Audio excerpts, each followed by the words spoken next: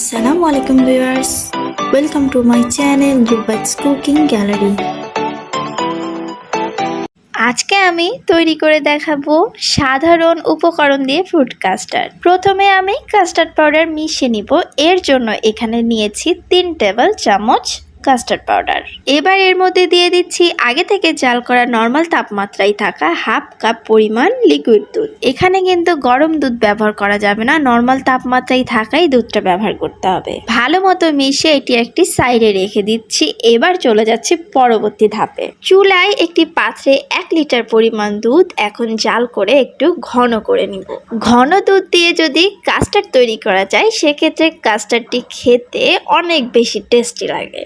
এখন অ্যাড করে নেব 1 কাপ পরিমাণ চিনি। তবে চিনির পরিমাণ আপনাদের স্বাদ অনুযায়ী বাড়িয়ে কমিয়েও নিতে পারেন। দুধটা ঘন করার সময় অনবরত নেড়ে দিতে হবে।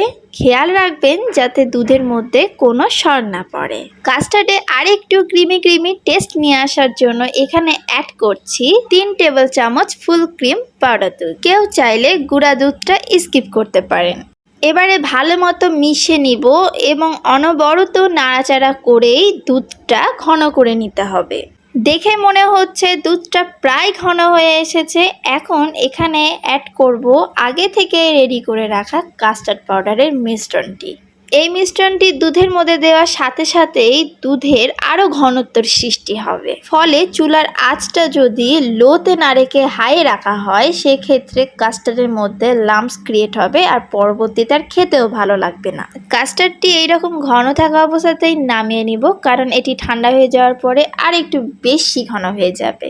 এবার এই দিকটাতে চলে আসলাম ফল কেটে নিতে। ছোট ছোট টুকরো করে ফলগুলো কেটে নিব।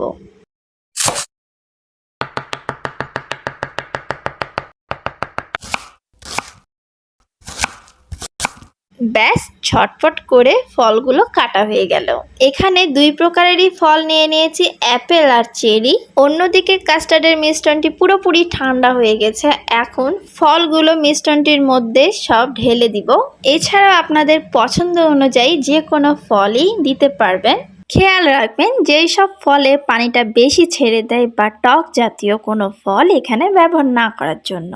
আর চেষ্টা করবেন আপনি যখন কাস্টার্ডটা পরিবেশন করবেন তার ঠিক আগ মুহূর্তেই কাস্টার্ডের মধ্যে ফলগুলো অ্যাড করার। প্রথমে কাস্টার্ডের মিশ্রণটি তৈরি করে ঠান্ডা করে ফ্রিজে রেখে দিবেন। তারপরে পরিবেশনের আগে ফলটা অ্যাড করবেন। এতে করে কাস্টার্ডের মধ্যে পানি ছেড়ে যাওয়ার কোনো ভয় থাকে না। সো এরই মধ্যে দিয়েই তৈরি হয়ে গেল সাধারণ পদ্ধতিতে সাধারণ ফ্রুট কাস্টার্ড।